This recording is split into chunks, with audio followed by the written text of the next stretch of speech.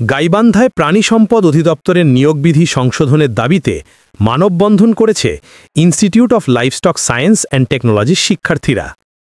বুধবার সকালে প্রতিষ্ঠানের প্রশাসনিক ভবনের সামনে এ মানববন্ধন অনুষ্ঠিত হয়। বক্তারা বলেন, ক্যাডার বহির্ভূত গেজেটেড কর্মকর্তা এবং নন গেজেটেড কর্মচারী নিয়োগ বিধিমালা 2023-এ half technical diploma in livestock ডিগ্রিধারীদের অন্তর্ভুক্ত না করা অন্যায় ও বৈষম্যমূলক। তারা দ্রুত নীতিমালা সংশোধন করে নিয়োগের সুযোগ দেওয়ার দাবি জানান। শিক্ষার্থীরা আরও ঘোষণা দেন, তাদের দাবি আদায় না হওয়া পর্যন্ত আন্দোলন চলবে। মজ্জুয়েল রানা, স্টাফ রিপোর্টার।